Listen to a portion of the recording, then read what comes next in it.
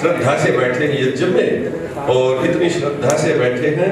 तो अब जो देखो हमारे 4 आश्रम होते हैं, ब्रह्मचर्य, गृहस्थ, वानप्रस्थ और संन्यास।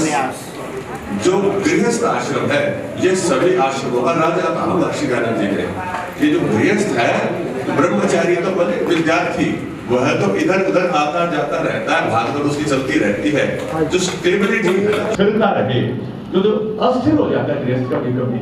अस्थिर कैसे हो जाता है?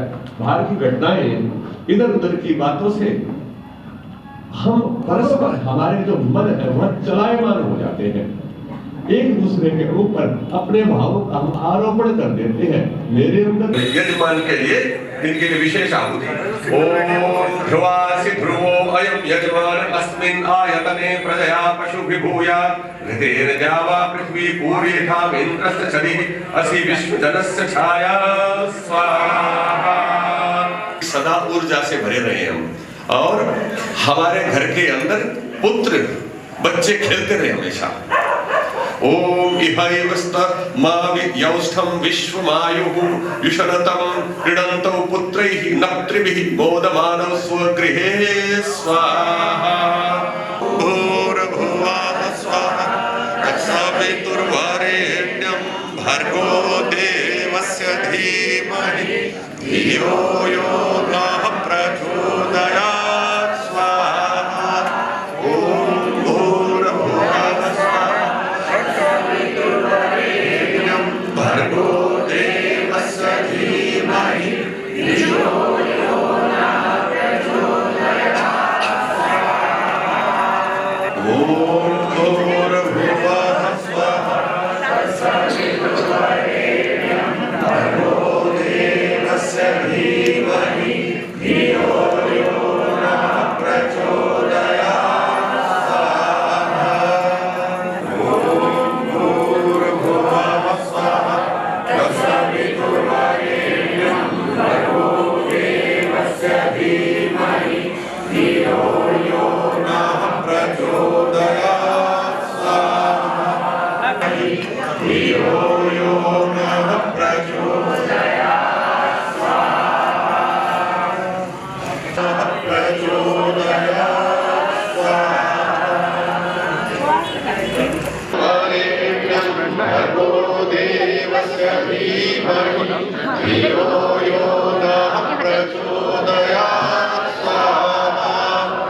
देवस्य धीमहि धियो यो नः प्रचोदयात् स्वाहा। धियो यो नः प्रचोदयात् स्वाहा। ओम संगच्छध्वं संवदध्वं संभो मनांसि जायता देवा भागं यथा पूर्वे संजानाना उपासते स्वाहा। भूमि स्वाहा। ओम समानि वहापूतिः समान हृदयानि वः समानमस्तु होमं यथा वः सुसहासति स्वाहा। ओम त्र्यंबकं यजामहे सुगन्धिं पुष्टिवर्धनं उर्वारुकमिव बन्धनान् मृत्योर्मुक्षीयमामृतात् स्वाहा। द्रविणं ब्रह्मवर्चसं मह्यं दत्त्वा व्रजत ब्रह्मलोकं स्वाहा। पूर्णाहुति करेंगे 3 बार में प्रयास करेंगे, आदि थोड़ा शेष हो तो पूरा कर देंगे। ओम सर्वं वै पूर्णं स्वाहा। ये प्रार्थना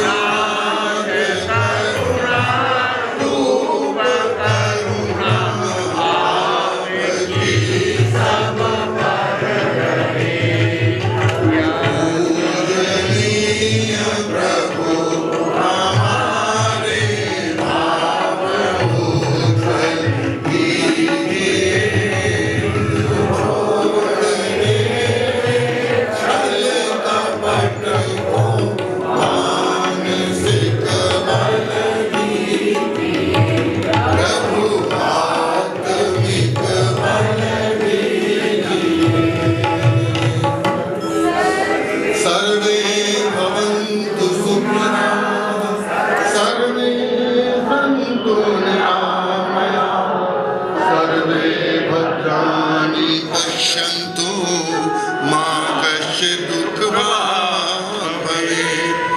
सबका भला करो भगवान, सब पर दया करो। सब बोलिए, सबका भला करो,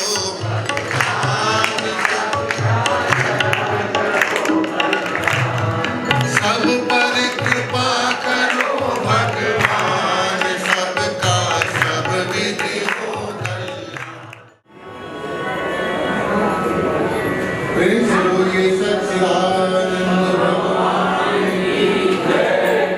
योग से दृष्टि बदलती है, ध्यान से दृष्टि बदलती है, जाप करने से दृष्टि बदलती है, और जब दृष्टि बदलती है तो सृष्टि भी बदलती है। लेकिन योग का नियम है, योग का नियम ये है कि योग की तरफ बढ़ना है तो भोग को धीरे धीरे छोड़ना पड़ेगा, और अगर आप नहीं छोड़ोगे तो परमात्मा का ऐसा नियम है वो अपने आप ही छूटने लगता है। जैसे जैसे हमारी उम्र बढ़ती जाती है, पकड़ा हुआ हम छोड़ना नहीं चाहते, लेकिन वो अपने आप ही छूटने लगता है। पहले हाथ कांपने लगते हैं, पैर कांपने लगते हैं, दृष्टि को लेने लगता है, कम होने लगती है, वाणी में अपना जो है वो कंपन होने लगता है। वो सब लेने की तैयारी है उसकी, जो जो उसने दिया है। इसलिए अपने आप योग की तरफ बढ़ना है तो भोग को धीरे धीरे छोड़ना पड़ेगा। अगर तुम नहीं छोड़ेंगे तो वो अपने आप ही छोड़ाने वाला है। इसलिए मैंने कल भी कहा था, उस निराकार से मिलना है ना अगर, तो मन को निर्विकार करना पड़ेगा। आइए तीन कुशल पर बहुत प्यारी सी रचना। किसने दीप जलाया,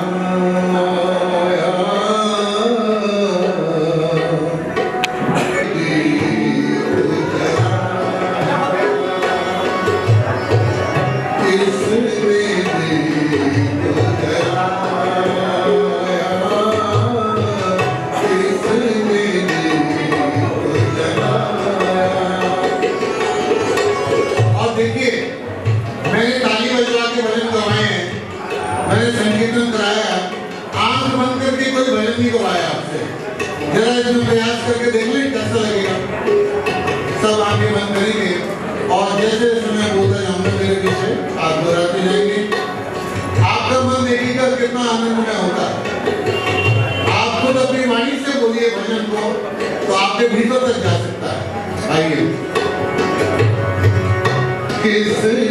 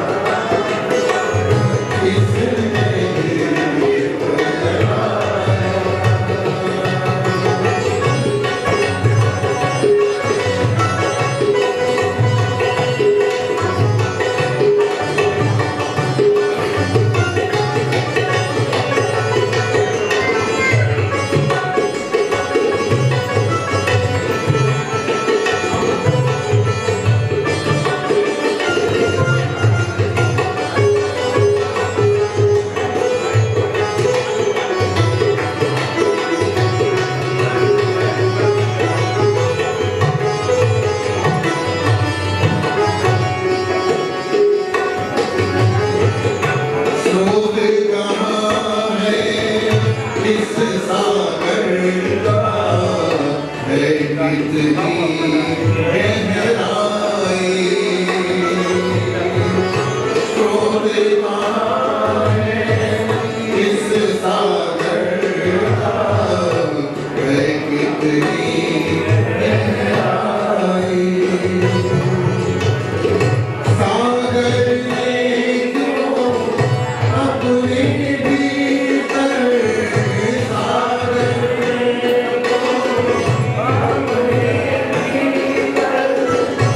अपना स्रोत छिपाया किसने दीप जलाया किसने दीप जलाया किसने दीप जलाया किसने दीप जलाया।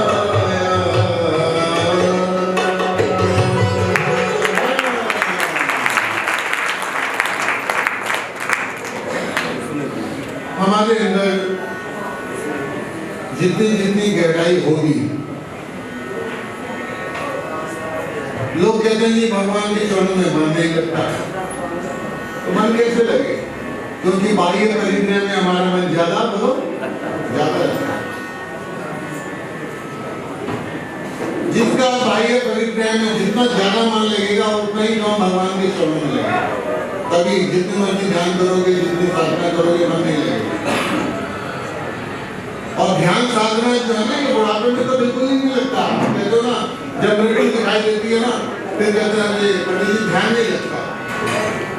ध्यान लगेगा क्योंकि जीवन भर हमने अपनी ऊर्जा को इधर उधर सब खर्च कर दिया। मैं तो इसलिए कहता हूँ कि ध्यान जो विषय है ना, वो बचपन से शुरू करना चाहिए, तभी वृद्धावस्था तक हमारी तैयारी वहां तक हो पाएगी। आइए एक भजन और मुझे निवेदन किया गया है, आदेश किया गया, उसको लेकर चल रहा हूँ।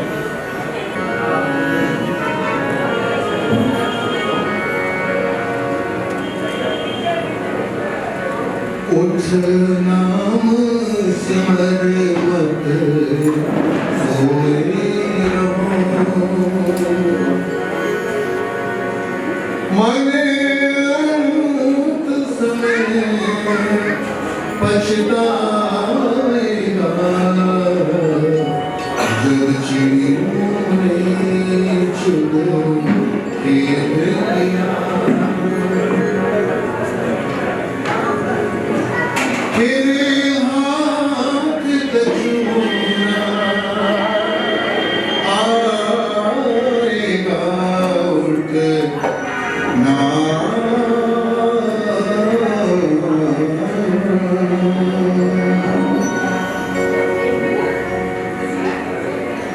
मन की स्थिति आगे बताओ। अगर आपका शरीर नहीं है ठीक, तो फिर मन ठीक होगा? बोलो। जब तक शरीर ठीक नहीं होगा, तब तक मन भी आपका ठीक नहीं होगा। अगर कोई भी परेशानी आपके शरीर में है, तो आपका मन 24 घंटे उधर ही होगा। भगवान की चरणों की तरफ आना बहुत मुश्किल है। इसलिए मन से पहले शरीर को ठीक करना, शरीर को ठीक करना हो। शरीर ठीक होगा तो मन भी ठीक होगा। उठ नाम सिमर मत सोए रहो, मने अंत समय पछताएगा, उठ नाम सिमर मत सोए रहो, उठ नाम सिमर मत सोए रहो, मने अंत समय पछताएगा, जब चिड़ियों ने चुग घेर लिया।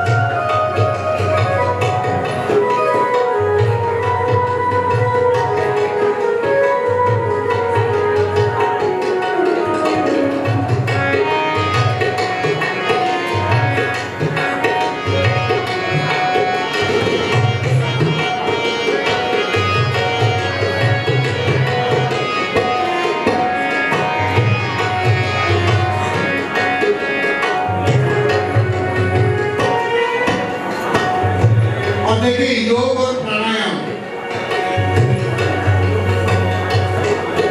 भूखे रहने से नहीं होगा, ना बहुत ज्यादा खाने से होगा, ना बहुत ज्यादा जागने से होगा, ना बहुत ज्यादा सोने से होगा। योग जो है मध्यम मार्ग से ही होगा।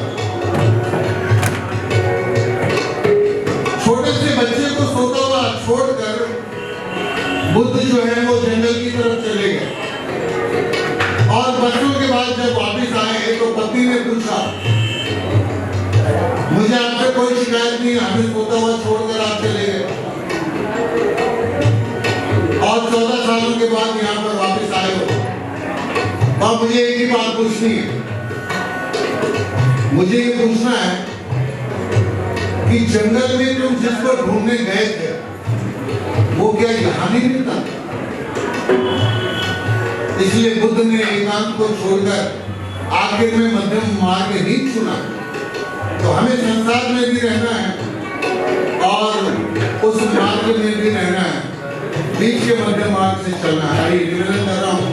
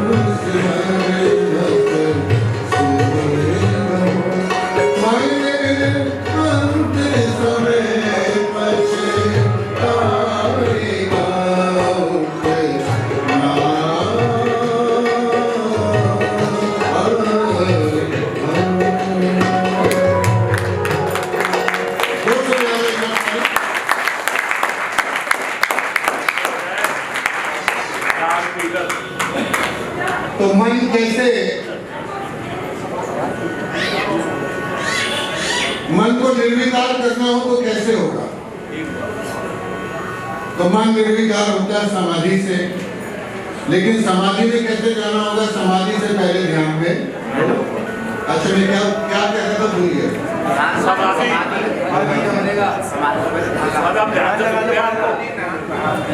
मैं भूल जाता हूँ। एक बार मैं 3 महीने बाद घर में गया था, स्वामी रामदेव जी के साथ रहते थे। तो एक बार ऐसा अवसर आया कि 3 महीने तक घर जाना ही नहीं हुआ। हाँ नहीं, जैसे मैंने घर पहुंचा दरवाजा थोड़ा खटखटाया और दरवाजा खोला तो अंदर से जो बेटी आई, मैंने उनको देख के कहा माफ करना बहन जी आपको कहीं देखा।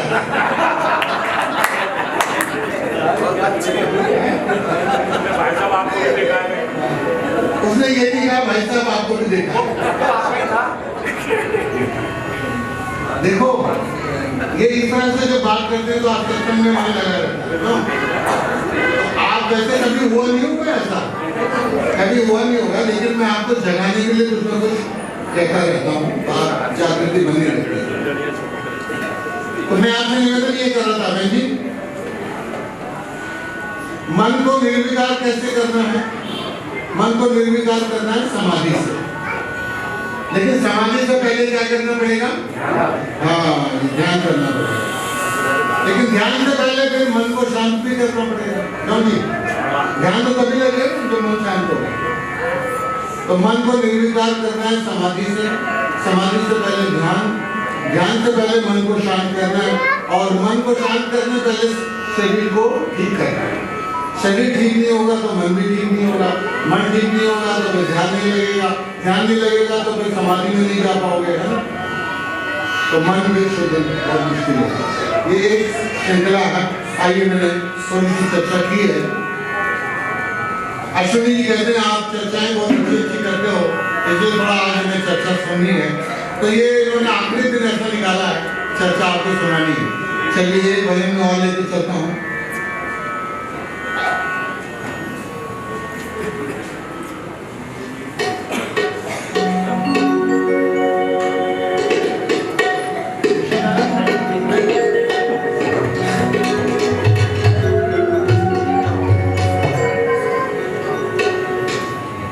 घर परिवार की चर्चा भजन निकालता हूँ मैं।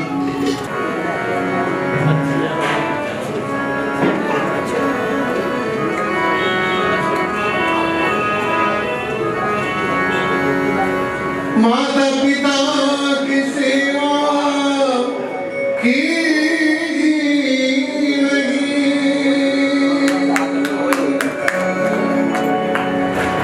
और देवी देवता को माता पिता को वंदन किया नहीं, मंदिर में फूल चढ़ाता है।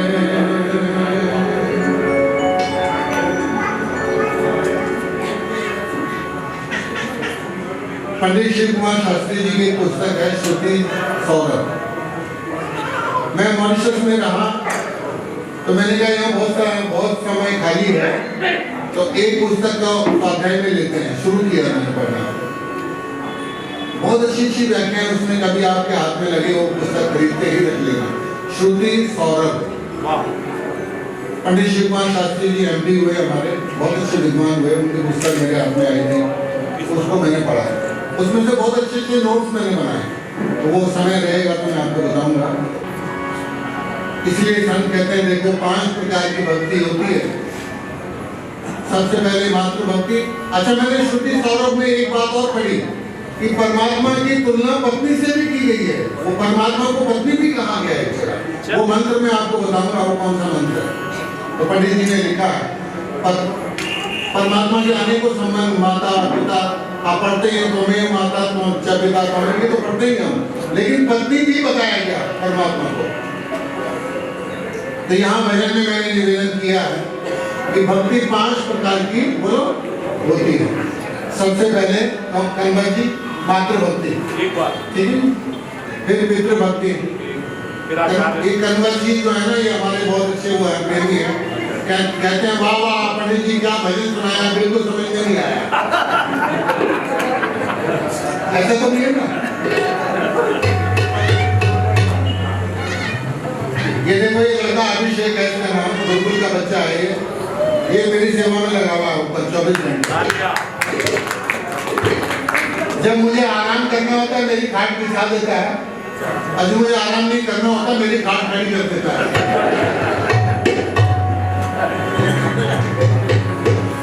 माता पिता की सेवा की नहीं और देवी देवता को मनाता है। माता पिता को वंदन किया नहीं, मंदिर में फूल चढ़ा।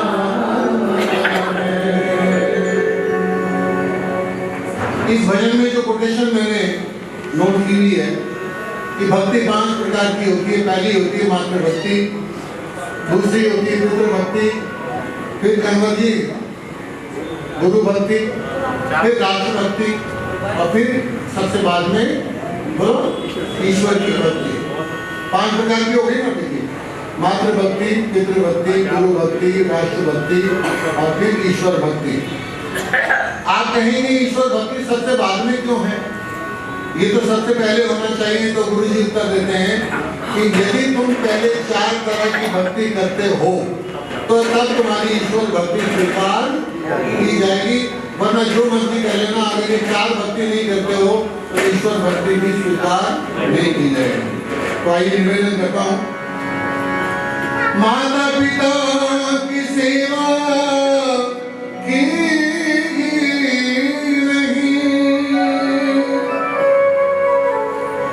देवी देवता को मनाता है, माता पिता को वंदन किया नहीं, मंदिर में फूल चढ़ाता है। एक भगत जी मुझे मिले चंडीगढ़ में, कहने लगे पंडित जी घर परिवार की इतनी अच्छी अच्छी बातें करते हो, ये किसी संकलन में है क्या? हम बाद में भी इसको सुने। तो भजन तो मैं सुनाता हूँ, पारिवारिक भजन बहुत सारे सुनाता हूँ, लेकिन एक सीडी हमने ऐसी बनाई जिसमें भजन के साथ साथ ये व्याख्या मैंने आपको दी हुई है। हमारे YouTube चैनल पे जाएंगे, पत्नी के बारे में, पति के बारे में, पिता के बारे में, माँ के बारे में, बेटियों के बारे में बहुत सारी चर्चाएं, कैसे हम क्या करें कि झगड़े कम हो, कैसे शांति से रह सकें। तो YouTube चैनल पे आप चले जाएंगे कंचन कुमार के, तो वहाँ पे मैंने बड़ी बड़ी चर्चा व्याख्या की साथ भी की है। मंदिर में ना मिलेंगे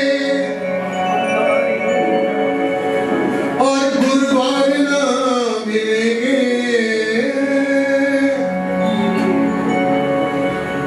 अच्छा मैं प्रचार नहीं कर रहा अपना YouTube चैनल का, मुझे मिलता कुछ नहीं है। कहीं आप सोच रहे हो कि प्रचार करने पर दीजिए ना, 1 रुपया भी नहीं मिलता, लेकिन ज्ञान फैल जाता है। आप लोग देखेंगे, थोड़ी चर्चा करेंगे। मंदिर में ना मिलेंगे और गुरुद्वारे ना मिलेंगे, तेरे घर में ही बैठे तेरे भगवान।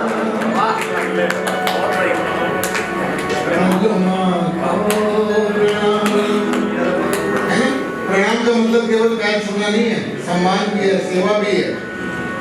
और कर लो पिता को प्रणाम। अभी मैं परिवार में एक हमारे अजय जी है, वो तो बस पूछो मत, सोते जागते उठते मेरे आसपास ही रह रहे। सुबह नाश्ता कराना, शाम को भोजन कराना है। उनके पिताजी से भी मैं मिला, बहुत अच्छी सेवा करते हैं वो माता पिता की। ऐसे परिवार में मैं जाता हूँ, जहाँ देखता हूँ तो बहुत अच्छा लगता है। मंदिर में ना मिलेंगे, गुरुद्वारे ना मिलेंगे, तेरे घर में ही बैठे है तेरे भगवान। कर लो माँ को प्रणाम, कर लो पिता को प्रणाम, कर लो माँ को प्रणाम, कर लो पिता को प्रणाम। मंदिर में ना मिलेंगे, गुरुद्वारे ना मिलेंगे, मंदिर में ना मिलेंगे, गुरुद्वारे ना मिलेंगे, तेरे घर में ही बैठे है तेरे भगवान। कर लो माँ को प्रणाम, कर लो पिता को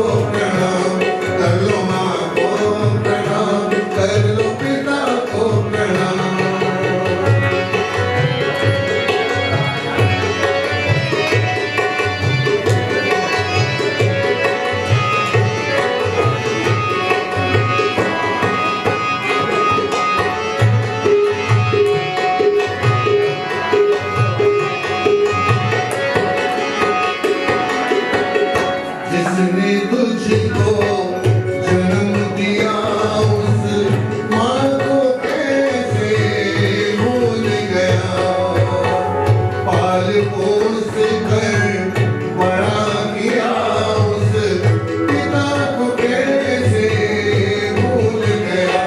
इनके चरणों में ही है तेरा मुकाम, इनके चरणों में ही है तेरा मुकाम।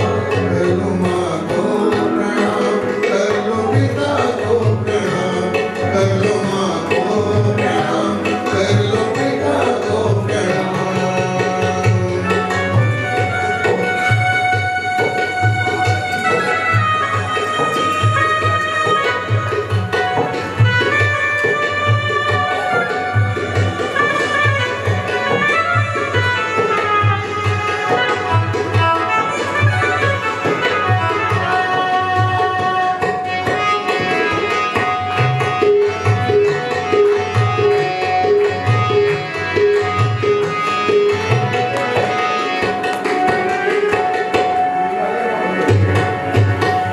उंगली पकड़ कर चलना सिखाया, भूखे पेट करे तुझको खिलाया।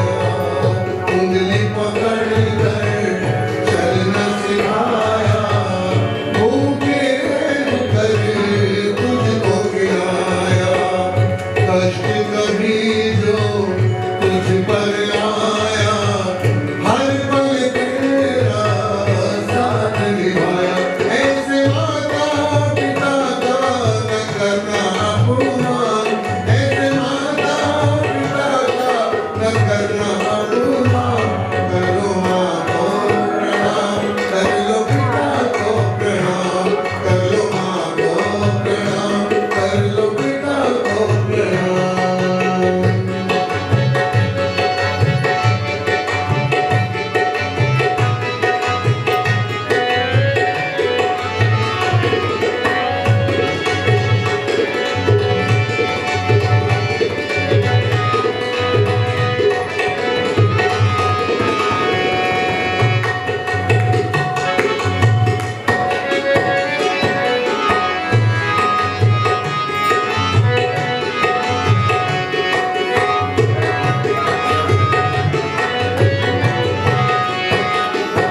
और सुनिएगा, जन्म से तेरा साथ दिया, अब तूने साथ क्यों छोड़ दिया। जन्म से तेरा साथ दिया, अब तूने साथ क्यों छोड़ दिया। नहीं मांगते हमें और दौलत, ये तो मांगे प्यार तेरा। इनके साथ जुड़ेगा तेरा नाम, इनके साथ जुड़ेगा तेरा नाम। कर लो माँ को प्रणाम, कर लो पिता को प्रणाम, कर लो माँ को प्रणाम, कर लो पिता को प्रणाम।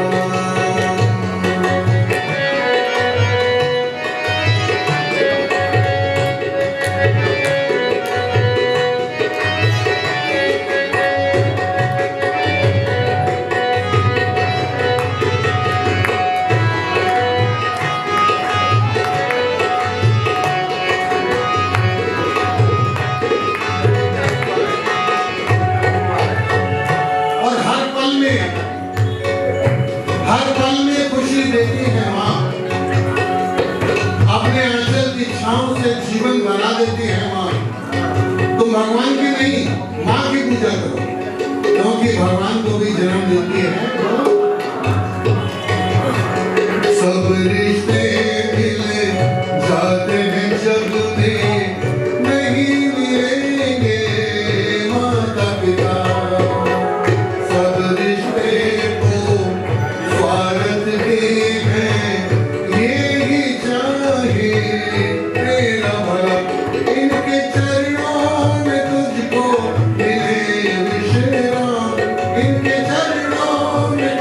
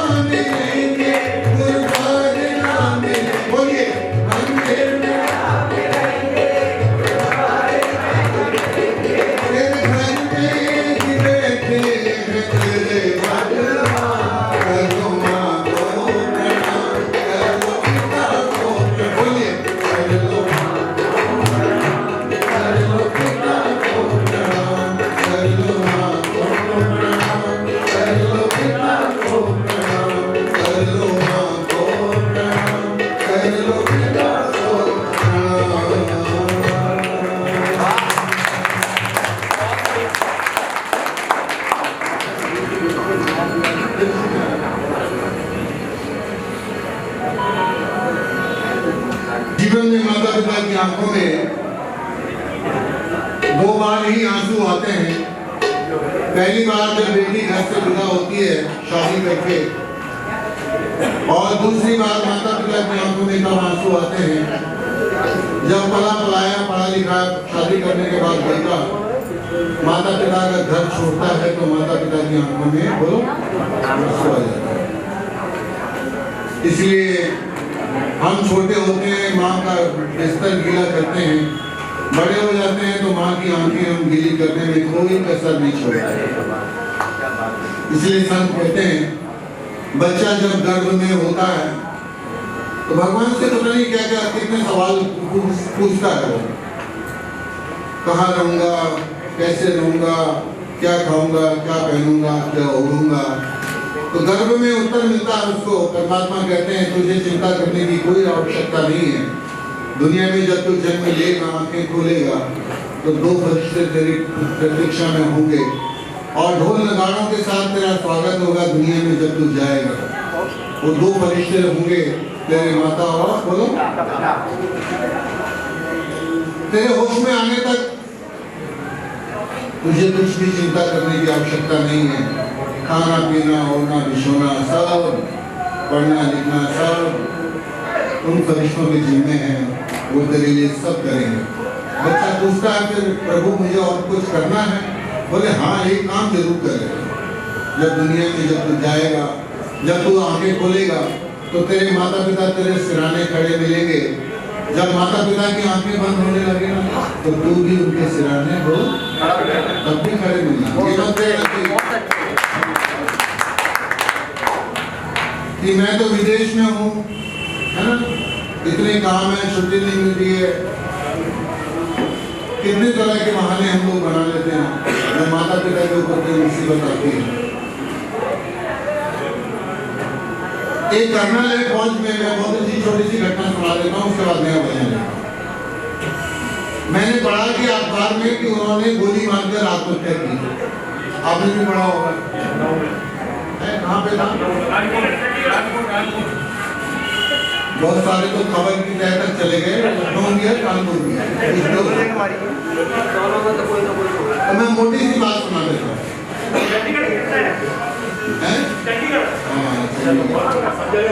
सब जगह ऐसा होता है। तो कर्नल साहब के 2 बेटे हैं। हाँ सुनो, तो पूछा भाई आत्महत्या क्यों की है? तो उन्होंने सुसाइड नोट छोड़ा हुआ है कि देखो बच्चों की मां की मृत्यु हो गई है, मैंने बच्चे दोनों विदेश में हैं, मैंने बच्चों को फोन किया है कि भाई मां की मृत्यु हो गई, उनको विदा करने आ जाओ। तो छोटा वाला आ गया, बड़ा वाला बोलो। और जब वो आ गया तो पिताजी ने पूछा भाई वो बड़ा वाला क्यों नहीं आया? तो छोटे वाले ने कहा मेरे को बड़े वाले ने ही भेजा है। उसने कहा कि माँ गई है ना तो तू चला जा, जब पिताजी जाएंगे तो समाज की बड़ी विचित्र स्थिति है। छोटी छोटी घटनाएं जिनसे हमको सीखना है। आइए मैं निवेदन कर रहा हूँ एक भजन और संकीर्तन के बारे में आदेश हो रहा है, तो आइए हम सब मिलकर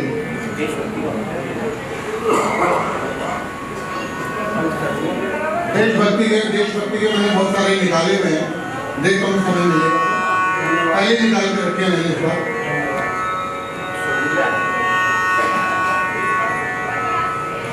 एक भजन के बारे में आइए करते हैं। संकीर्तन मैंने ज्यादा कराना है, सबकी सहभागिता हो जाए और भजन आपको याद रहे मेरे जाने के बाद भी, ये कार्यक्रम का समापन होने के बाद भी होता है कि बहुत सारी चीजें याद रहनी चाहिए।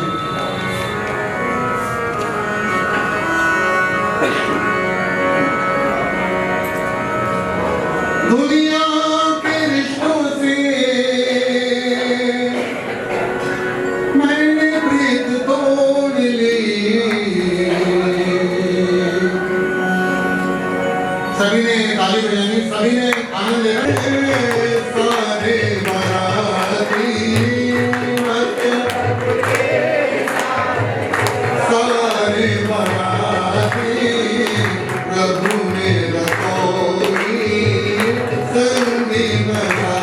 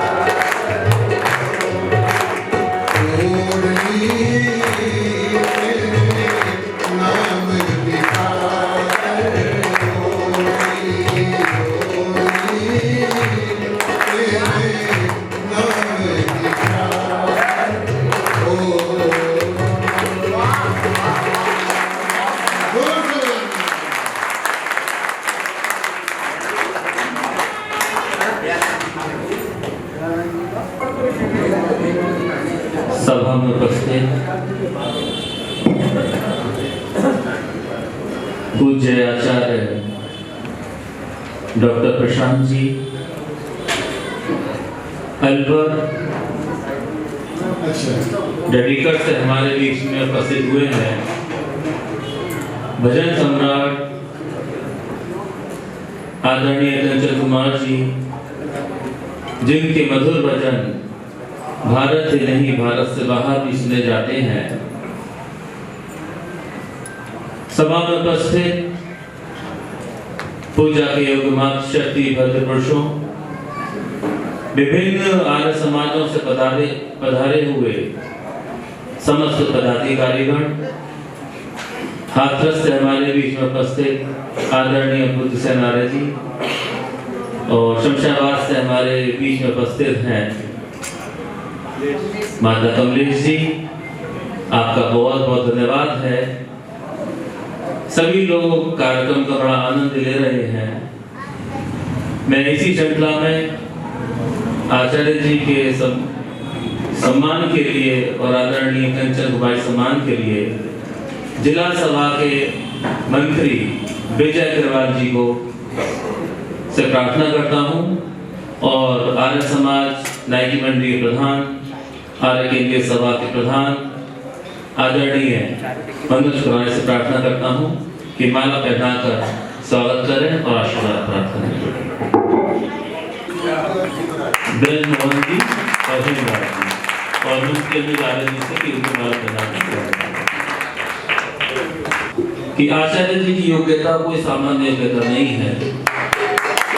आप लोग एक शब्द को ग्रहण करें, क्योंकि ऐसे आचार्यों का बीच में आना इतना संभव नहीं होता है।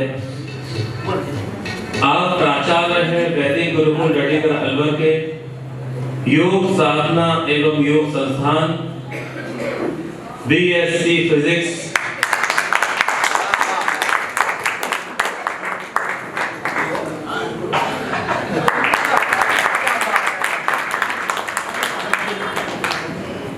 एमए फिलॉसफी पीएचडी, व्याकरणाचार्य, योगाचार्य, पूर्व असिस्टेंट प्रोफेसर दिल्ली विश्वविद्यालय, पूर्व संस्कृति शिक्षक भारतीय दूतावास भूटान और पूर्व आध्यात्मिक मार्गदर्शक आर्य समाज न्यूयॉर्क यूएस। तो एक बार कर दो धन्य आचार्य का सत्कार करेंगे और मैं प्रार्थना करता हूँ पूज्य आचार्य प्रशांत जी से कि हमें मार्गदर्शन में और अपने ज्ञान से मैं कथा करें। पूज्य आचार्य डॉक्टर प्रशांत। विश्वानि देव सवितर्दुहितानि परासुवा यद्भद्रं तन्नआसुवा। ओम शांति शांति शांति। जिनके भजनों से हम अमृत का पान कर रहे हैं पिछले 3 दिन से, ऐसे आदरणीय श्री कंचन जी, आदरणीय भाई अश्विन जी, जो कुशल मंच संचालन से सभी को बांधे हुए हैं, आर्य समाज के सभी पदाधिकारियों, अपने समाज के और अन्य स्थानों से आए हुए सभी आर्यजनों, भद्र पुरुषों, आदरणीय वंदनीय मातृशक्ति माताओं, बहनों, मैं अपनी बात ये डिग्रियां जो बताई ना मेरी, ऐसे आप लोग मतलब ताली बजा रहे हैं, मैं यहीं से बात प्रारंभ करूंगा, अपनी कहानी सुनाते हुए छोटी सी, और फिर आज की चर्चा को आगे ले लेंगे। कक्षा 12 में पढ़ते थे, तब जो चित्र लगा उधर आनंद स्वामी जी का, उनकी पुस्तकें पढ़ ली हमने, पुस्तकें पढ़ ली, 1 बार 2 बार पढ़ ली। दिल्ली में रहते थे, नई सड़क जाते थे, गोविंद राम भासानंद जी के पास जाते, और बढ़िया पढ़ने वाले बच्चे थे, आईआईटी की तैयारी करते थे उन दिनों में। अब जब ये पुस्तकें देखी, आर्य समाज की पुस्तकें देखी, और तो यूं लगा कि जीवन में ओहो ये चीज तो छूटी हुई थी। हम तैयारी करते तो सुबह सुबह रेस्ट करने के लिए थोड़ी सी पुस्तक पढ़ लेते, और इसमें जो आनंद आया ना वो उधर आता ही नहीं था। छिप छिप करके आर्य समाज की पुस्तकें पढ़नी शुरू करी, और 1 साल ड्रॉप करके आगे जब परीक्षा देने की बारी आई तो वो परीक्षा नहीं थी, गुरुकुल में आने का निश्चय कर लिया। कॉलेज के अंदर डिग्री ऐसे ही मिल गई, प्रथम स्थान आया कॉलेज, वैसे नहीं आया, परंतु खेल खेल में उन दिनों में आर्य समाज का प्रचार कर रहे होते थे, सौराष्ट्र शास्त्रार्थ करके रखते थे, कम्युनिस्ट लोग रहते थे अपने कॉलेज में दिल्ली में, और उनके साथ में सत्याग्रह प्रकाश पढ़ ली, खूब अच्छे से पक्की कर ली, सारा दिन शास्त्रार्थ, सारा दिन। बोले एक कि जब शास्त्रार्थ चलता था तो हम लोगों का ऐसा अभ्यास था कि सारा दिन बोल सकते थे, दूसरे थक जाते थे बात करते करते, वे तर्क से निहारेंगे, वैसे तो थकेंगे, और योग बोलते थे कि यदि जो उठ जाएगा वो हार जाएगा। मैंने इतना सारा, और फिर बाहर निकले, क्या संकल्प किया स्वामी सत्यपति की, स्वामी योगेशानंद जी, इन लोगों महापुरुषों का आशीर्वाद रहा। मुझे ये याद है 97 की बातें हैं, दिल्ली में एक शिविर था आर्य समाज में, पहले ही शिविर में गया तो उसमें स्वामी सत्यपति जी का शिविर लगा था और स्वामी जगदीशानंद जी के आश्रम में था वो, तो मेरे जो भी संस्कार उन्होंने कराया, और मुझे कहानी सुना रहे गुरुदत्त विद्यार्थी जी की। गुरुदत्त साइंटिस्ट थे, और फिर साइंस वाले बच्चे जब तक इस मार्ग पर नहीं आएंगे तो कैसे होगा। मैंने कहा प्रयास करेंगे। फिर पता क्या हुआ कि विमान शास्त्र को लेकर के हम खूब घूमते रहे। विमान शास्त्र एक पुस्तक है, आप लोगों ने नाम सुना हुआ, चर्चा करेंगे सारी बातों की। और फिर गुरुकुल में आए, एक गुरुकुल, दो गुरुकुल, कॉलेज में के बाद में 10 वर्ष तक गुरुकुलों की यात्रा चलती रही, ध्यान साधना कर गुरुकुलों की यात्रा। इसी बीच में ये एमए पीएचडी होगी गुरुकुल गांधी से।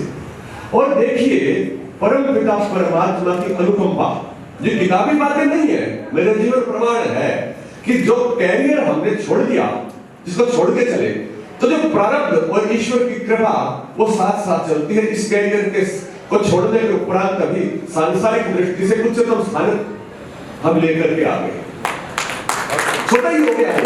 मतलब कहीं जिन स्थानों के लिए विश्वविद्यालय के अंदर कितनी सिफारिशें लगती है, पता नहीं कैसे नंबर आ गए, पर मन नहीं लग रहा था।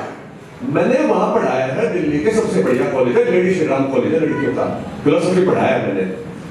बच्चों ने प्रश्न पूछा मेरे से, बच्चियां हैं, उन्होंने प्रश्न पूछा कि आचार्य जी, सर डॉक्टर बोलते थे, सर आपका अपना दर्शन क्या है। हम वहां पर पता नहीं क्या क्या दर्शन पढ़ाते थे, जो सिलेबस पढ़ाते थे। अब मैं ये सोचता कि ऋषि दयानंद जी वाला दर्शन को कैसे बताऊं इन बच्चों को। मैंने कहा भाई हमारा तो दर्शन वह है कि जो 5000 साल पहले जब ये दर्शनों का संप्रदाय था ही नहीं, वो है हमारा दर्शन। अब उसके लिए बच्चों ने एक और प्रश्न पूछा मेरे से, मुझे भी आपके सामने साझा करने में आनंद आ रहा है। बच्चों ने पूछा कि सर इस फिलोसफी डिपार्टमेंट में आप जो हो, आपके चेहरे पर एक आनंद मिलता है, बाकी सबके चेहरे तो मुरझाए मुरझाए से लगते हैं। ये मुझे कहा उन्होंने, बच्चे बोलते थे, क्योंकि वो दुनिया भर का मानसिक चिंतन हो जाता था। तो जब बच्चों ने मुझे कहा तो बोले कि इसका क्या राज है। मैंने कहा भाई इसका ना ये राज है कि मैं ये नौकरी छोड़ने वाला हूं जल्दी, क्योंकि जो स्वतंत्रता है उसका जो आनंद है वो बंधन का नहीं है। ऋषि का कार्य है ऐसे नहीं हो सकता। अब आप देखिए वह हो गया, विदेश में रहे, न्यूयॉर्क में रहे, वहां पर भी संकल्प के साथ गए थे कि हमारे अपने लोग के साथ साथ जो ऋषि की बातें हैं लोगों तक जा पहुंचे। गोरे लोगों को भी कार्य किया। मैं आपको बताता हूँ, मैं लिटिल सिटी है, नाम सुना होगा, जो विदेशों के बारे में इसको पता है, वहां हमने अपनी वर्कशॉप्स लगाई है गोरों के बीच में, और लोग आने वाले। बात यह है कि जो ऋषि दयानंद का जो सिद्धांत है वह सिद्धांत सार्वकालिक सार्वभौमिक है। मतलब चाहे आर्य समाज में कितना ही विभेद हो जाए, कितने ही राजनीति, कितने झगड़े हो जाए, परंतु जो सिद्धांत है वो योग का योग प्रकाशमान है, वो योग ही खड़ा है, उसके रत्ती भर भी परिवर्तन नहीं हो रहा है। कोई भी व्यक्ति आएगा उस सिद्धांत को लेकर के पुनः प्रचार कर लेगा। ऋषि दयानंद जी ने 16 वर्ष तक आर्य समाज का प्रचार किया, 16 वर्ष तक अपने जीवन काल में जो वह प्रचार किया ऋषि जी ने। मैं उस घटना को बता दिया और आर्य समाज का सिद्धांत क्या है थोड़ा सा परिचय बताएंगे आज, ये 15 आधे घंटे का जो समय है उसमें। महत्व बताना चाहता हूं आपको कि क्या महत्व है ऋषि के सिद्धांत का। एक समय था, लगभग 1860-70 के बीच का काल है। उस समय पर भारत में क्वीन का शासन हो गया था। पहले तो ईस्ट इंडिया का था, ईस्ट इंडिया कंपनी का था, फिर क्वीन का शासन हो गया था। भारत उसका एक माना जाने लगा कि उपनिवेश है। पहले कंपनी चलाती थी, पर 1857 के क्रांति के उपरांत सीधे सीधे विक्टोरिया के अंडर भारत आ गया। उस समय पर उन्होंने धर्म प्रचार के लिए छूट दे दी सबको, क्योंकि वो ये सोचते थे इस भारत देश को ईसाई बना देंगे। और दूसरी ओर जो सनातन धर्म के अनुयायी लोग थे, वहां पर इतना ज्यादा अंधविश्वास आ गया था कि जहां से किसी कोई आशा नहीं थी, कोई व्यक्ति खड़ा नहीं हो सकता था।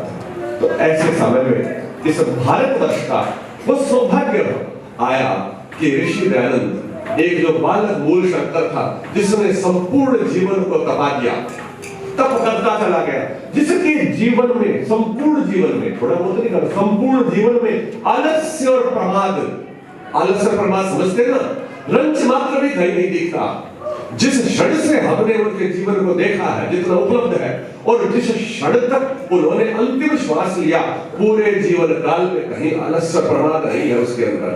वह महापुरुष की धरा पर अवतरित होता है और वो घोष कर देता है सबके बीच में जाकर के कि वेद ही सत्य है।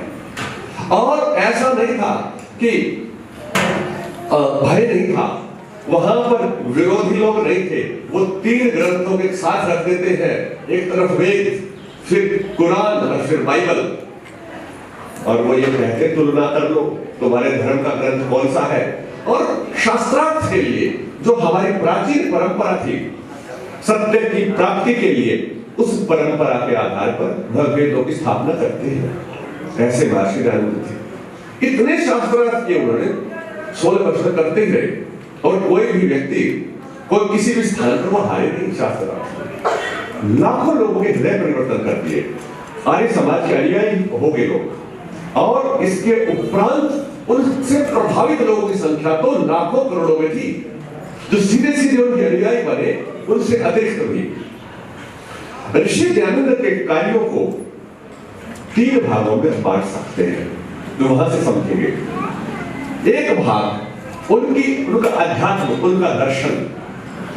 दूसरा भाग है उनकी स्थापना, माने दूसरे के पाखंड का खंडन करना। पाखंड का खंडन करना दूसरा है, माने धर्म का सुधार करना।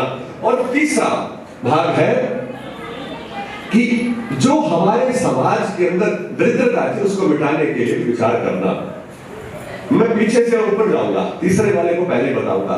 जैसे हमारे यहाँ पर विधवा विवाह की बात उन्होंने सबसे पहले करी, नारी शिक्षा की बात ऋषि जी ने करी सबसे पहले। नारी शिक्षा की बात आप विचार नहीं कर सकते कि आज जो हम यहाँ बैठे ना, महिलाएं माताएं बैठे धन कर रहे हैं, इसके पीछे उस महापुरुष का योगदान है, बड़ा भारी योगदान है। और जो रूढ़िवादी, परंपरावादी जो लोग थे, उन्होंने उस ऋषि का बड़ा विरोध किया। आज तक नहीं मानते लोग, तो आज तक कहते हैं कि गायत्री का अधिकार स्त्री को नहीं होता। यज्ञोपवीत 6 धागे का पहनते कुछ लोग आज भी भारत देश में, बोले महिला को क्या यज्ञोपवीत पहनाना है, उसका यज्ञोपवीत पुरुष ही पहन लेता है।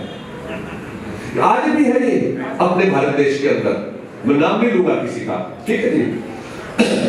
उस स्त्री को उसने ऊपर जगत जननी के पद पर बैठाया, यत्र नार्यस्तु पूज्यन्ते रमन्ते तत्र देवता। और शिक्षा की अधिकार की बात करके, प्रत्येक व्यक्ति को शिक्षा का अधिकार है, शूद्र को भी शिक्षा का अधिकार, सत्यार्थ प्रकाश समोल्लास 2 पढ़ लिया। उन्होंने इस बात के ऊपर विशेष ध्यान दिया। ऋषि ने जो अपना उत्तराधिकार पत्र लिखा था, परोपकारी के वहां पे उत्तराधिकार पत्र है कि मृत्यु के उपरांत जो उनकी संपत्ति का क्या किया जाए, 3 चीजें बताई थी उसमें ऋषि जी ने। जब उनका उत्तराधिकार जो पत्र था, तो पहली बात ऋषि जी ने बताई कि देखो मेरे पास जो संपत्ति इकट्ठी हुई, उस संपत्ति में से सबसे पहले तो ये वेद और वैदिक ग्रंथ जो है, आर्ष ग्रंथ, ये छापने चाहिए, छपवाने चाहिए, सरल भाष्य होने चाहिए, बंटवाने चाहिए, प्रचार प्रसार होना चाहिए वेदों का। दूसरा, ऐसे योग्य लोगों को तैयार करना, प्रचारकों को तैयार करना जो देश देशांतर में वेदों का प्रचार कर पाए, फैला पाए। और तीसरी बात, अनाथों के लिए, स्त्रियों के लिए, शूद्रों के लिए और जो निर्बल है, धनहीन है, उनके लिए भोजन की व्यवस्था, अनाथालय व्यवस्था, ये व्यवस्था तीसरे नंबर पर करनी चाहिए। ये ऋषि ने 3 बातें बताई वहां पे, और भी बातें कुछ कही, परंतु आज के संदर्भ में मैं इन बातों पर चर्चा करूंगा। ऋषि दयानंद जी ने 3 बातें जो बताई, उसके अंदर तीसरी बात तो यह बताई कि ऋषि के जीवन को हम इस प्रकार से समझ सकते, जान सकते हैं। दूसरी जो बात बताई है ऋषि ने, जो ऋषि के जीवन से हम समझते हैं, वह दूसरी बात यह थी कि तुलना कर रहे थे, पाखंड का खंडन कर रहे थे।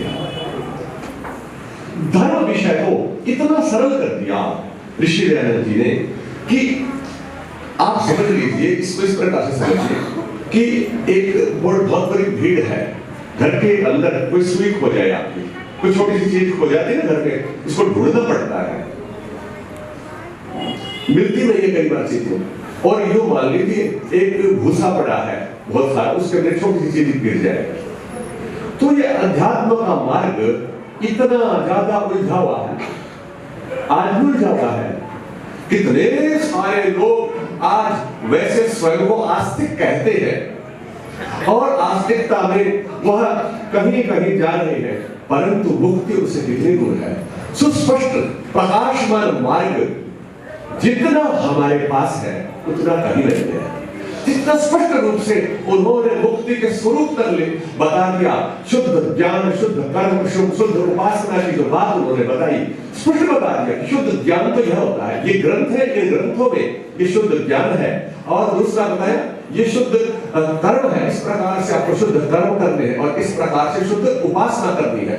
ये जो स्पष्टता ऋषि ने कर दी, ये बता दी, कोटि लोगों का, पीढ़ियों से पीढ़ियों, सैकड़ों वर्षों तक वह इस मानव समुदाय को, इस जो पृथ्वी लोग है, इसके समुदाय को प्रकाशित करती रहेगी। यह ऋषि का हमारे ऊपर उपकार है। तो इस प्रकार से ऋषि ने उस जटिलता में से, मैं कहता हूं आर्य समाज से बाहर कहीं से लेता हूं, किसी से चर्चा कर लो, कुछ लोग आज पहली बार आए होंगे इसमें अपनी सभा में, परंतु बाहर आप जाकर एक साधारण आर्य व्यक्ति जिसने केवल मात्र सत्य प्रकाश का स्वाध्याय किया है, उसके जीवन में इतनी अधिक स्पष्टता हो जाती है सिद्धांत की कि जो दूसरे बड़े बड़े धर्माचार्यों की भी नहीं होती है, जो व्याख्याताओं की नहीं होती, उनको पता ही नहीं ईश्वर का स्वरूप क्या है। तो यह जो स्पष्टता ऋषि की देन है हमारे को, जब हम, और एक और खास बात बताता हूं, हमारा जो ये धर्म है, कौन सा धर्म, जो कल किसी व्यक्ति ने प्रश्न पूछा था कि जी आर्य कौन होता है, और वो पूछने लगे कि यम नियमों का पालन, यम नियम तो सबको पता है ना क्या होते हैं, तो यम नियमों का जो पालन करता है वो आर्य होता है या नहीं होता है, यम नियमों का पालन करने वाला है। अब मैं आपसे प्रश्न पूछूं कि यम नियमों का पालन कितने लोग करते हैं? यम नियमों का पालन करने वाला व्यक्ति आर्य होता है, पर हम में से कितने लोग यम नियमों का पालन करते हैं? कौन व्यक्ति जो पूर्ण सत्य बोलता है, पूर्ण अहिंसक है, पूर्ण अस्तेय का पालन करता है, पूर्ण ब्रह्मचर्य का पालन करता है, पूर्ण अपरिग्रह का पालन करता है, यमों की बात कर रहा हूं, कितने लोग हैं ऐसे? नहीं है ना, फिर भी हमारे हैं, हमें हराए भी है, तो गड़बड़ होगी ना कोई, तो समझ लें सिद्धांत है, ये बहुत महत्वपूर्ण बात है, ये समझ लिया तो आनंद आएगा जीवन में। चौथा नियम पढ़ो, सत्य के ग्रहण करने और असत्य के छोड़ने में सर्वदा उद्यत रहना, ये लिखा रहो, ये लिखा चाहिए। तीसरे नियम में लिखा परम धर्म है, उसी की उपासना करने योग्य है, आदिमूल परमेश्वर है, यहां लिखा चाहिए।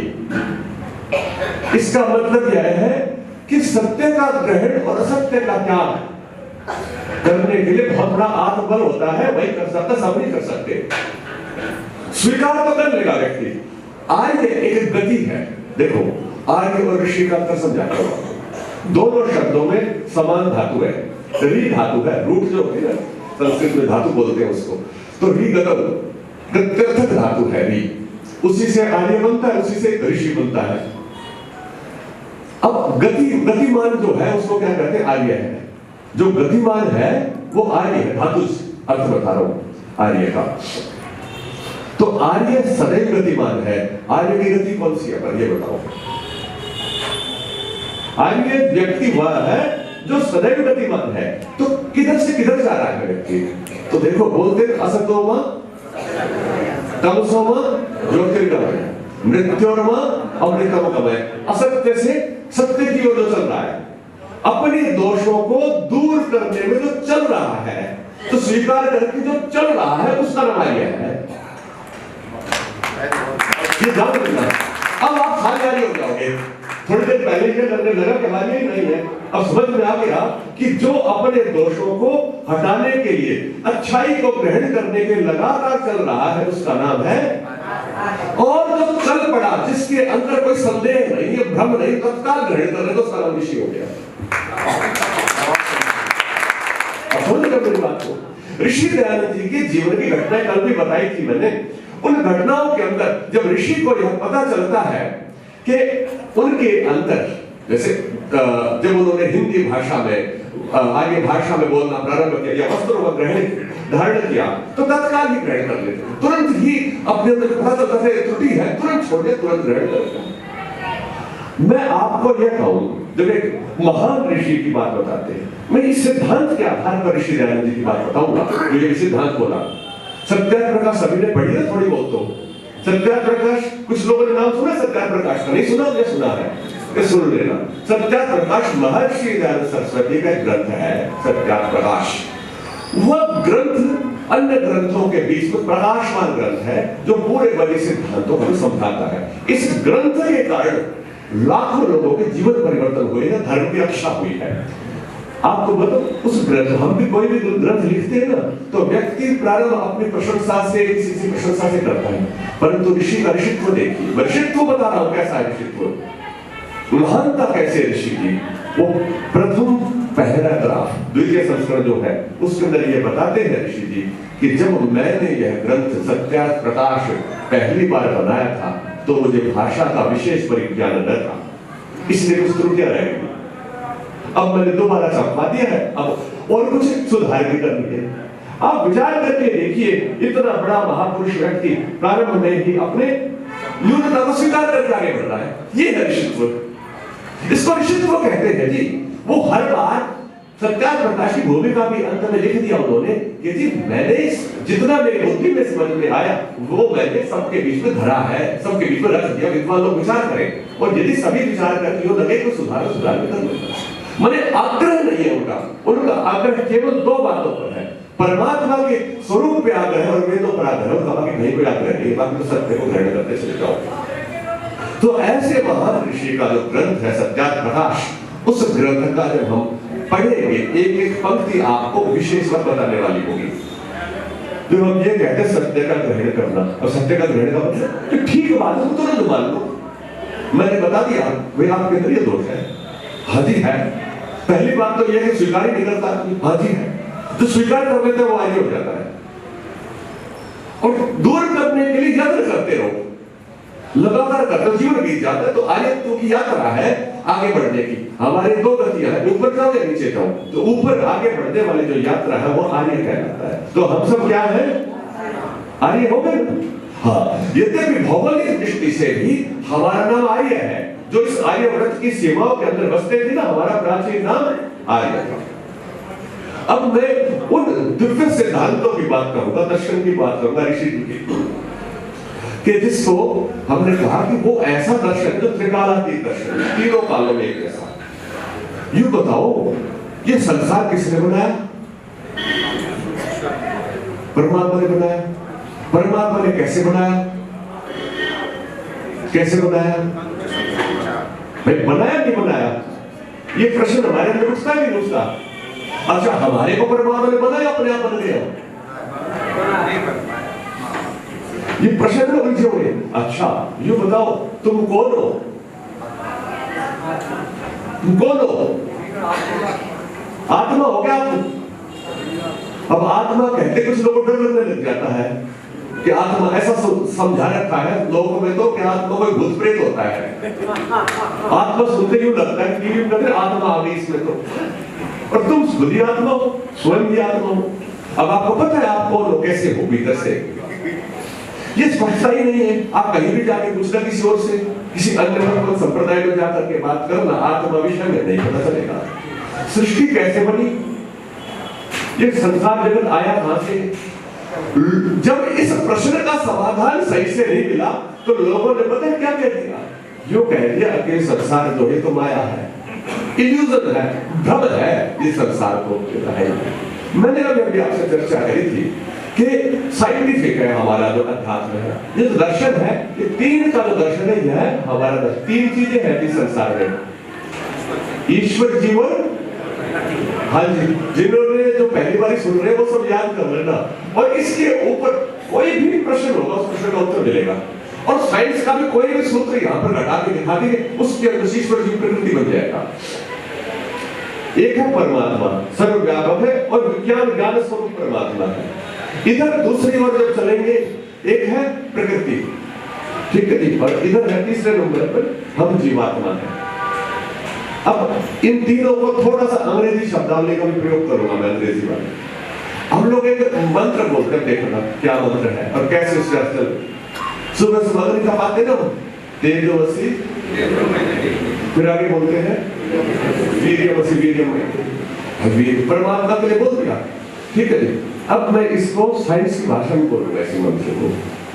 तेजोवसी, तेज को कहते हैं एनर्जी, तेज का मतलब एनर्जी, और कहा परमात्मा आप तो एनर्जी स्वरूप हो, आप हो एनर्जी संसार की, इस ब्रह्मांड की एनर्जी आप हो। अब दूसरी तरफ आ जाओ, अब वो जब एनर्जी, अब पता नहीं आपको थोड़ी साइंस पढ़ी होगी ना आप लोगों ने, थोड़ी बहुत पढ़ी ना, तो वहां से बताता हूं। ये लोग प्रकृति को क्या कहते हैं, बोले मैटर है, मैटर बोलते हैं, ठीक है जी। मैटर की जो डेफिनेशन है उसमें भी हमारे और अंतर है।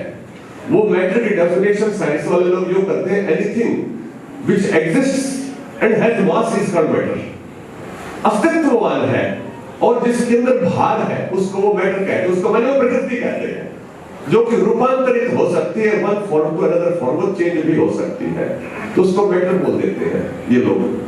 हमारे यहाँ पर शास्त्रों में इसकी जो चर्चा आती है वो कहते हैं मैटर इतना नहीं है, इससे तो बहुत सूक्ष्म है। बोले जिसका अस्तित्व है, अस्तित्व जिसका आप नाम रख सकते हो वो मैटर है, जिसका नाम बता दिया, नाम से ही प्रारंभ हो गया। पहला नियम न्यूटन ने बोला, न्यूटन का नाम सुना ना आपने? न्यूटन ने क्या किया था, ऊपर से सेब देख नीचे गिर गया, देखो उसने पहला नियम बताया न्यूटन के पहले नियम को बोलते इनर्शिया। इनर्शिया को अगर मैं हिंदी में अनुदित करूं, अनुवाद करूं, उसको जड़त्व बोलते, जड़त्व का सिद्धांत। जो चीज जैसी वैसी रहेगी, अंग्रेजी में लोग पढ़ते थे कि बोले an object in rest will remain in rest, an object is in motion remain in motion until an external force is applied on it। कहते हैं कोई भी वस्तु जब वह गति में है तो सदा गति में ही रहेगी, और जब वह स्थिर है तो वह स्थिर ही रहेगी जब तक उस पर कोई बाह्य बल न लगे। ठीक है जी, साइंस है ये, साइंस है ना, न क्रिया प्रतिक्रिया नहीं है ये, वो तीसरा है। तो ये साइंस है। अब देखो इसके अंदर ऋषि का सिद्धांत जोड़ दो, क्या हुआ कि सृष्टि के अंदर पहले क्रिया आई कैसे, पहले गति किसने करी? जब वो स्वयं ही कह रहे हैं पहले नियम से कि जो वस्तु जहां है वही पड़ी रहेगी, उसके अंदर गति करने के लिए कुछ न कुछ बाह्य बल की आवश्यकता होगी। बाह्य बल कौन है? वो बाह्य बल है क्या, वो कहां से आया? अब उधर हमने बोला था कि वो जो बल था ना, वो केवल वो नहीं था कि केवल जो परमात्मा के लिए बोला था तेजोवसी तेजोमयी देही, जो मास था उसको एनर्जी उसके अंदर जब घुस गई तो उस मास के अंदर परिवर्तन शुरू हो गया, और फिर क्या हुआ, वीर्यवसी वीर्यमयी देही, एक्सेलरेट कर दिया, वीर्य उत्साहित कर दिया, बलमसी फोर्स दे दी, वही फोर्स बल भी आ गया। तो मूल इस सृष्टि की का जो बल है वह भी परमात्मा ही है। और इसके आगे जो कहा ना, एनर्जी भी दो तरह की है। ये लोग जब बात करेंगे, साइंस की बात ऐसे बता रहा हूं आपको, लंबी बातें ये करने की। दो तरह के बल होते हैं, दो तरह के बल, एक तो गतिज बल और एक क्षितिज बल, पोटेंशियल एनर्जी और काइनेटिक एनर्जी होती है। पोटेंशियल मतलब स्थिर बल है, वो आपको हिलने नहीं देता। और दूसरा है गतिमान, इस सृष्टि को स्थिर भी रखे हुए हैं और गतिमान भी रखे हुए, वो वैसा ही परमात्मा हम लोग स्वीकार करते हैं। हमारे जो परमात्मा का स्वरूप है वो पूर्णतया साइंटिफिक है, साइंस से कहीं कोई विषय नहीं है। हमारे बच्चे जो साइंस ज्यादा पढ़ लिख लेते हैं, वो हमारे धार्मिक कृत्यों पर विश्वास नहीं करते। माता पिता की जो श्रद्धा है, माता पिता की भावनाओं का सम्मान करने के लिए पूजा में आ जाते हैं, पर उनकी शंकाओं का समाधान नहीं होता। किंतु चाहे जितने भी साइंस, देखो हमने जितनी साइंस पढ़ी, जितना दर्शन पढ़ा, भाई हमारे को जितनी हमारी पढ़ाई हुई, उसमें एक एक शंका का समाधान वैदिक सिद्धांतों के साथ में हो गया, एक भी शंका नहीं। तो इसीलिए जो मैं आपको बात बता रहा हूं, बात ये कह रहे हैं कि देखो जो वैदिक सिद्धांत है उसके अंदर विज्ञान से कहीं भी विरोध नहीं है। इसलिए इन शास्त्रों को अध्ययन करने कराने का जो विधि हमको ऋषि जी ने बताई, उसके लिए महर्षि दयानंद जी ने तीसरा नियम बताया। क्या बताया? वेद सब सत्य विद्याओं का पुस्तक है, वेद का पढ़ना पढ़ाना और सुनना सुनाना सभी आर्यों का फर्ज है।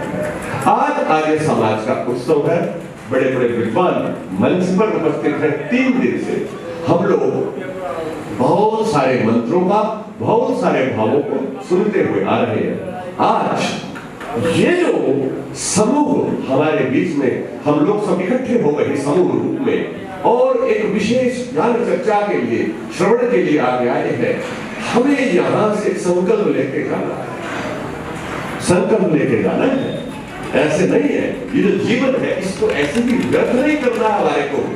ये जो जीवन है, मैंने पहले भी बताया, जो लगातार सुन रहे हैं उनको बताया कि देखो ये जीवन नष्ट होगा या नहीं होगा?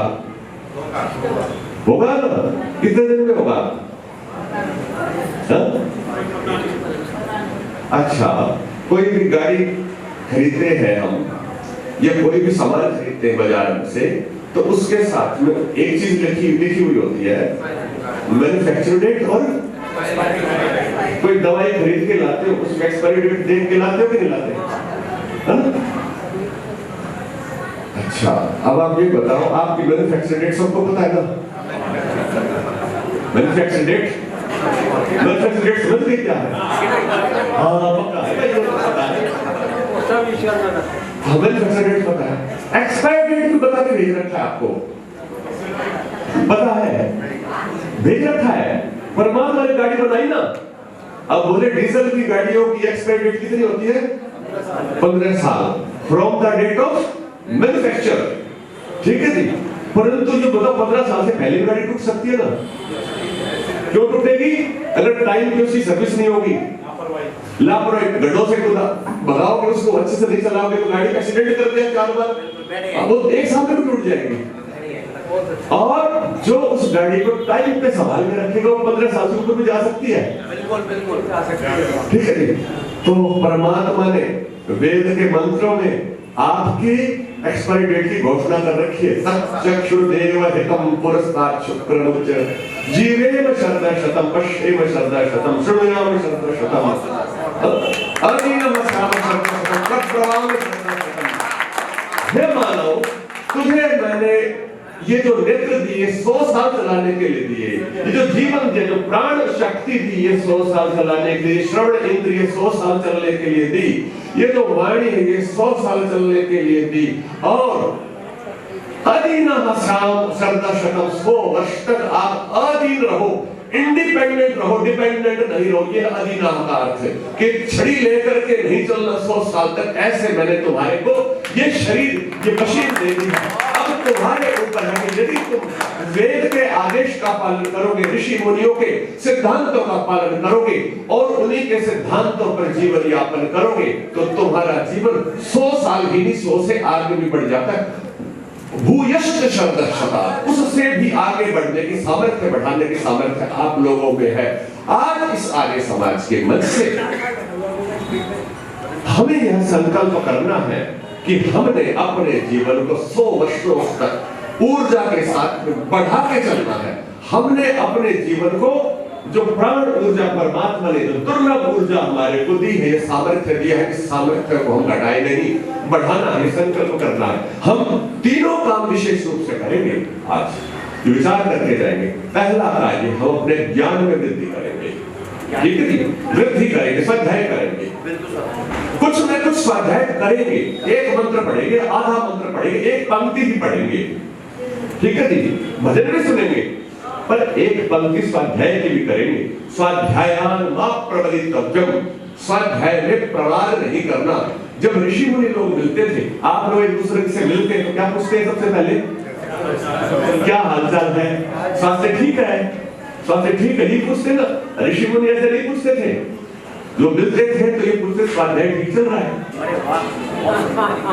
यही पूछते थे ऋषि मुनि आपस में। हाँ जी, आपका स्वाध्याय ठीक चल रहा है, क्योंकि शरीर तो स्वस्थ थे सबके, जो दिनचर्या का ठीक से पालन करेगा। तो हमने सबसे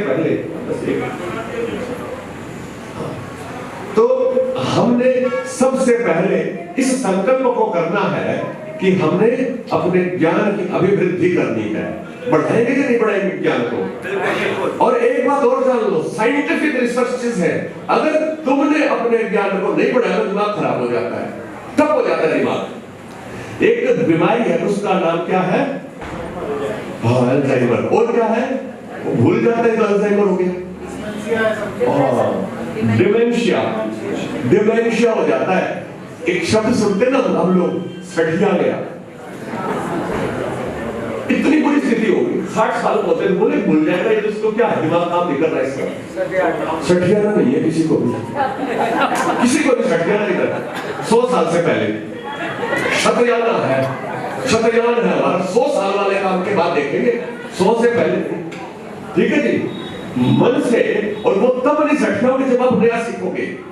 ये किसी डॉक्टर से पूछ लेना, किसी साइकोलॉजिस्ट से पूछ लेना, दुनिया भर की रिसर्च हो चुकी है। यदि आप नित्य स्वाध्याय करेंगे तो आपका मस्तिष्क बूढ़ा नहीं होगा।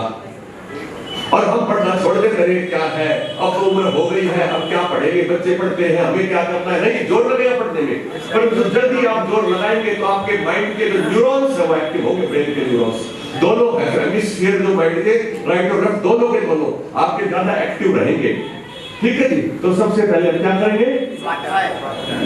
पहला काम क्या करेंगे? शुद्ध ज्ञान, अच्छे वाला स्वाध्याय। यूं नहीं है कि फेसबुक देख लिया स्वाध्याय हो गया, उसकी पोस्ट पढ़ ली, लाइक कर दी, स्वाध्याय हो गया। ये स्वाध्याय नहीं मानते हम लोग, ठीक है जी। आत्मोन्नति की जहां पर बात है उसका नाम स्वाध्याय है। ऋषियों के ग्रंथ, जिनको हम आठ ग्रंथ कहते हैं, उनका अध्ययन करना स्वाध्याय है। तो पहले नंबर पर करना है ना सबको, छोड़ना नहीं है। दूसरा, शुद्ध कर्म करेंगे। शुद्ध कर्म, कर्म तो आप करते हो, परंतु ऐसे कर्म करना जो हमारे कर्तव्य कर्मों से अतिरिक्त करना, वह कर्म करना जिससे आपकी आत्मा की उन्नति हो, ऐसे कर्म करना। जैसे सेवा कर्म करना, समाज के अंदर आओ, सेवा करो। गुरुद्वारे में सेवा देखी आपने? मुझे एक बड़े व्यक्ति मिले अभी विदेश में, अमेरिका में, आर्य समाज में आते थे, परंतु वो सत्संग में लेट पहुंचते थे, सुबह सुबह नहीं आते थे, देर में आते थे। बोले जी मैं गुरुद्वारे में जाकर सेवा करके आता हूँ। ये अपने आर्य समाज के परिवार से, और उनके अंदर ऐसा भाव था। पता है क्या, बड़ा बिजनेसमैन था। बोले जी मैं एक डिब्बी पॉलिश की हर रविवार को गुरुद्वारे में लगा के आता हूँ। चुपचाप बैठ जाएगा, एक डिब्बी पॉलिश करके आएगा। सोच के देखो उसके अंदर कितना विशेष भाव, कितनी बड़ी श्रद्धा है। और हमारे यहाँ पर क्या है, सेवा भाव से आपकी उन्नति होगी। दूसरा क्या कर रहा है, वो आपका कोई साथी नहीं है, आपकी अपनी यात्रा में स्वयं चलना है। पहले बसों में लिखा रहता था, क्या लिखा रहता था? सवारी हाँ साथ ले जाएगा। बोले जी वो नहीं कर रहा तो मैं क्यों करूं? इधर देखो देखो, वो तो स्वाध्याय नहीं कर रहा, वो तो सेवा नहीं कर रहा, मैंने ठेका ले रखा सेवा करने का। क्या नहीं, ठेका नहीं लेना है, मैंने ही ठेका ले रखा है। दूसरे की परवाह नहीं है, यही हमारे घर में अपने से ही चलता है, दूसरे से नहीं चलता, दूसरे को देख के नहीं चलना, क्योंकि उन्नति आपकी होगी। तो सेवा कार्य के अंदर हमने कार्य करना, इसमें निरंतर करना, ढूंढ लो किसी प्रकार से करिए। अहंकार युक्त नहीं होनी चाहिए सेवा। अहंकार युक्त सेवा आपको नीचे गिराने वाली हो जाएगी। कोई बात नहीं, पढ़ते चलो, हो जाएगा ध्यान, एक समय आ जाएगा। दो बातें हो गई। तीसरी बात, कर्म समझ में आ गया? शुद्ध कर्म हम करेंगे, नित्य करेंगे, नियमित करेंगे, आधा घंटा 1 घंटा। मैं आपको विश्वास दिलाता हूं, मैं आपको गारंटी देता हूं, आपकी युवावस्था बनी रहेगी, आप बूढ़े देर में होंगे, विश्वास सेवा कार्य घर से करेंगे, गारंटी है इस बात में। आपके अंदर के जो हार्मोन्स है, ब्रेन के अंदर से सिक्रेशन होता है उनका, प्रसन्नता के हार्मोन्स का, सेरोटोनिन होता है, डोपामाइन होता है, वो निकलते हैं जब आप सेवा कार्य करते हैं तो, और उससे आपके शरीर के दर्द भी कम हो जाते हैं। पेन किलर्स आपके अंदर का जो प्रभाव हो शरीर के अंदर आ जाते हैं, यदि आप सेवा कार्य करते हैं, करुणा से, भाव से जब कार्य करते हैं ना, तो वो शरीर के अंदर सिक्रेशन हो जाता है। तो इसलिए आपको शुद्ध कर्म करने हैं, कब करने हैं? प्रतिदिन करने हैं, ये संकल्प करना है यहाँ से, ठीक है ना? तो ये हमारा सत्संग सफल हो जाए, करेंगे कि नहीं करेंगे? करोगे कि नहीं करोगे? तीसरी चीज है शुद्ध उपासना। थोड़ी देर तक क्या करना है? ध्यान करना, परम पिता परमात्मा को याद करना, समर्पण करना है। माताएं बताती बोले जी आंसू आने लग जाते हैं ध्यान करते करते, सब कुछ दे रहा है, उस भाव के अंदर पहुंचे, पर बोले शरीर हल्का हो जाता है आंसू निकलते ही। तो उस परमात्मा का स्मरण करना, और स्मरण करने में ना बहुत ज्यादा टेक्निक की जरूरत नहीं होती। प्रेम भाव जब होता है तो वहां पर शब्द थोड़े रह जाते हैं, शब्दों की ज्यादा जरूरत नहीं होती। ये टेक्निक तो बाहर के लिए है, पूरे पूरे मंत्र तो, भीतर तो आत्मा और परमात्मा का मिलन है। आप बैठे स्थान पर नियमित करो, गुरुजनों से, आचार्यों से सीखना, विधि से करेंगे तो और अच्छा फल मिलता है। परंतु विधि नहीं भी आती है तो गायत्री मंत्र ओंकार का जप करो, समर्पण करो। पिछले जो सत्रों में मैंने बताया, थोड़ा सा जितना भी कर सकते करिए। कितनी देर करना है? देखो झूठ नहीं बोलना, यम नियम का पालन करना। पिछले ये 5वां बार मैं बोल रहा हूँ ना बीच में, तो 500 में कौन कौन उपस्थित रही है हमारी मेरी चर्चा में?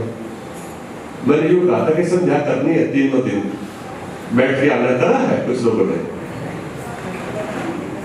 देख लो गड़बड़ हो जाएगी, ध्यान रख दिया।